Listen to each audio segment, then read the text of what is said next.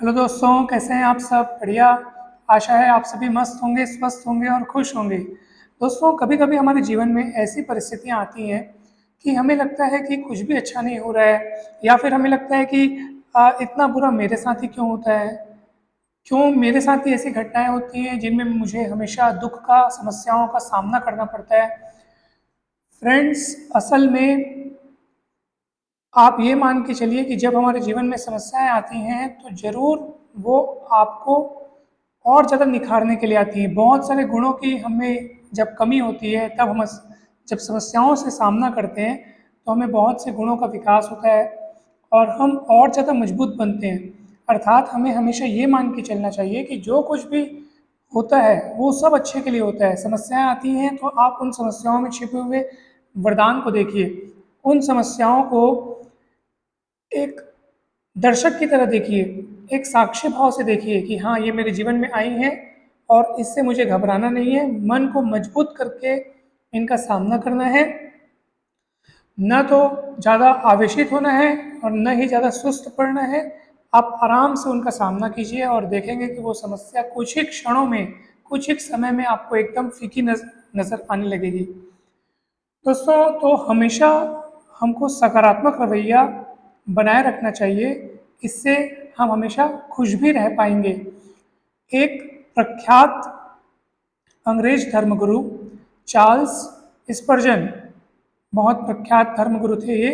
वो जब किसी खेत के पास से एक बार गुजर रहे थे तो उन्होंने घर की छत पर एक वायु सूचक यंत्र देखा और वहाँ पर लिखा हुआ था, ईश्वर प्रेम है। तो उन्होंने सोचा, वायु सूचक यंत्र पर यह वाक्य लिखा है कि ईश्वर प्रेम है, ऐसा क्यों? तो उन्होंने उस घर में रहने वाले किसान को बुलाया और उनसे पूछा कि ये वायु सूचक यंत्र पर आपने लिखा हुआ है कि ईश्वर प्रेम है, इसका क्या अर्थ है? क्या आप ये कहना चाहते हैं कि ईश्वर का प्रेम मौसम की तरह बदलता है? तो उस किसान ने उत्तर दिया, नहीं, इसका अर्थ ये नहीं है कि ईश्वर का प्रेम मौसम की तरह बदलता है, बल्कि इसका अर्थ ये है कि चाहे मौसम कैसा भी हो, हवा का रुख चाहे किधर भी हो, हवा चाहे कैसी भी बहे, ईश्वर का प्रेम सदैव बने रहता है। वो शाश्वत है, वो सदा हम पर कृपा बनाए रखते हैं। अगर हम विपत्तियों का सामना कर रहे हैं तब भी उसे ईश्वर की कृपा माने, क्योंकि उसमें हमारा ही विकास होना है। हम ही डेवलप होंगे। हम में कुछ ऐसी कमियां होंगी जिनको दूर करने के लिए, कुछ गुणों को लाने के लिए हमारे जीवन में विपत्तियां आती हैं। इसलिए हमेशा ये मान के चलिए कि जो कुछ भी हो रहा है सब कुछ अच्छे के लिए ही हो रहा है। जब आप ये दृष्टि रखेंगे तो आप कभी भी नहीं घबराएंगे।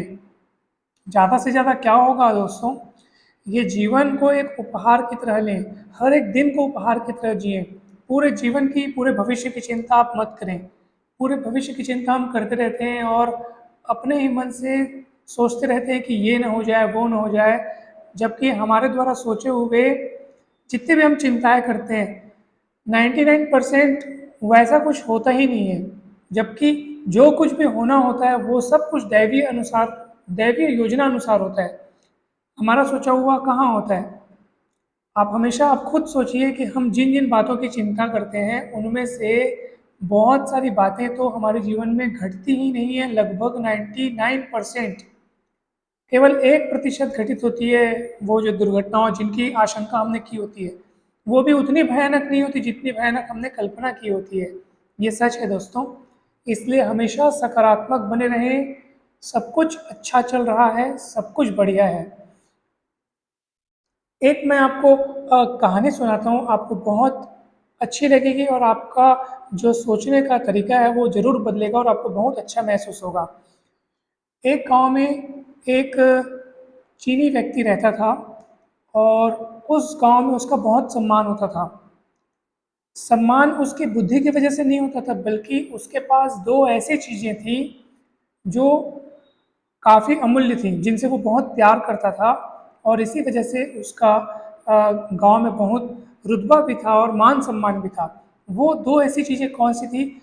एक तो उसका घोड़ा, जो कि बहुत शक्तिशाली था, बहुत एक्टिव था, बहुत अच्छा घोड़ा था, और एक उसका पुत्र।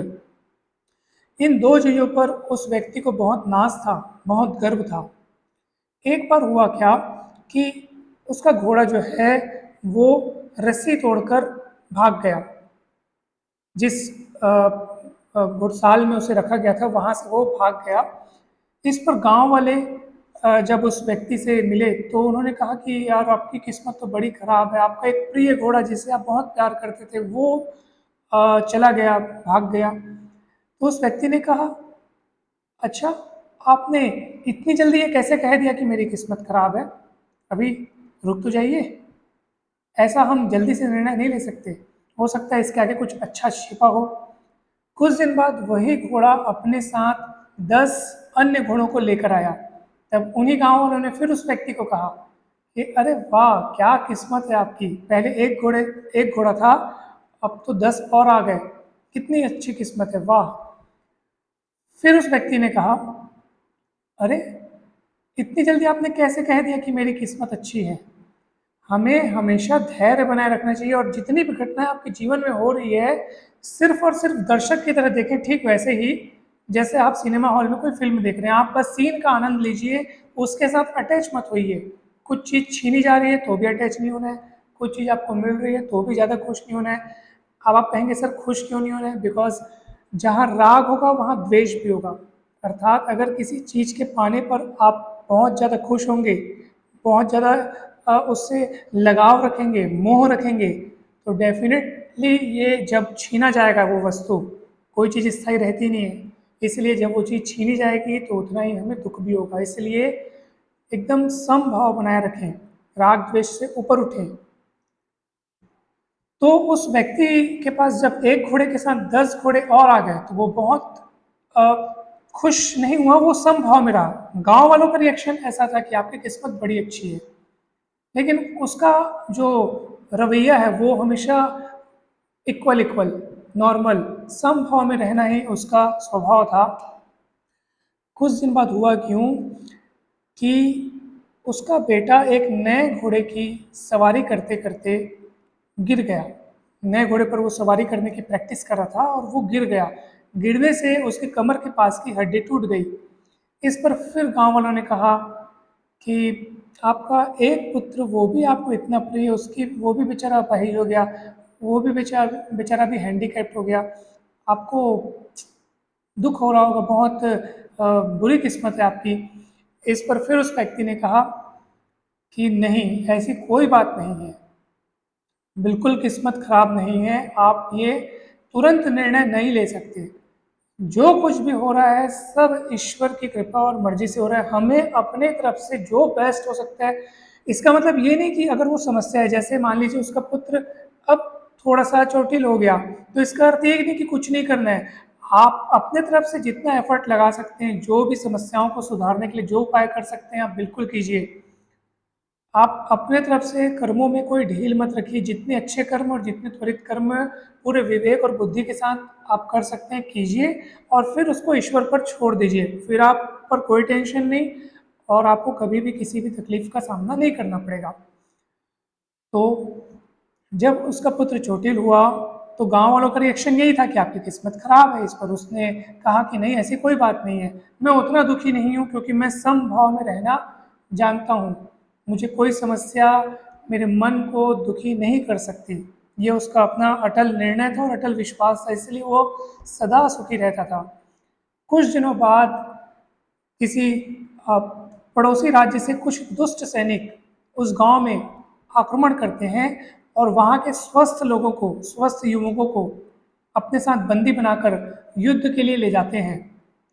और फिर वो युवक छूट जाता है, उस व्यक्ति का पुत्र छूट जाता है, क्योंकि उस वो तो हैंडीकैप था, वो तो अपाहिज था, उसके कमर के पास की हड्डी टूट गई थी, तो उसको युद्ध में ले जाना संभव नहीं था। बाकी युवकों को युद्ध में ले जाया गया और पता चला कि वो बहुत सारे युवक जो हैं वो मारे गए, लगभग सारे युवक मारे गए। इस पर फिर गांव वालों का रिएक्शन था कि आपकी किस्मत तो बहुत अच्छी है, देखिए आपका पुत्र बच गया।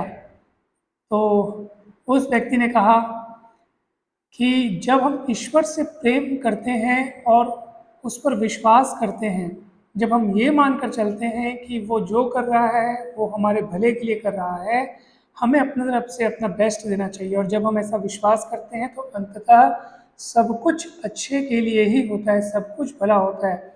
बस शर्त यह है कि आप ईश्वर पर अपनी आस्था, अपना विश्वास, अपना प्रेम हमेशा बनाए रखिए, और फिर आपके साथ हमेशा अच्छा ही होगा। अगर कुछ आपको ऐसा लगे कि ये घटना मेरे लिए अच्छी नहीं हुई, उस समय आप थोड़ा धैर्य बनाए रखिए, थोड़ा सा संयम रखिए। उस समय भले आपको लग रहा होगा कि ये घटना मेरे लिए सही नहीं है, बुरा हुआ ये, लेकिन कुछ समय बीतने के बाद आपको ये ज़रूर रियलाइज़ होगा कि नहीं, वो ठीक ही हुआ था, अच्छे के लिए ही हुआ था। इसलिए सदैव ईश्वर पर आप भरोसा बनाए रखिए और हमेशा सकारात्मक बने रहिए। कितनी भी गंभीर समस्या हो, हमेशा अपने मन को शांत बनाए रखिए। आप जितना शांत रहेंगे, समस्या की आप पर पकड़ जो है वो उतनी ही ढीली पड़ती जाएगी। सिर्फ एक ही तो बात है, आपको शांत रहना है, मौन रहना है, चाहे कुछ भी क्यों ना हो जाए, खुद की इच्छा से खुश रहने की कोशिश करनी है। जब आप हमेशा खुश रहेंगे, चेहरे पर स्माइल बनाए रखेंगे, तो किसी भी घटना की ये मजाल नहीं कि आपको दुखी कर सके।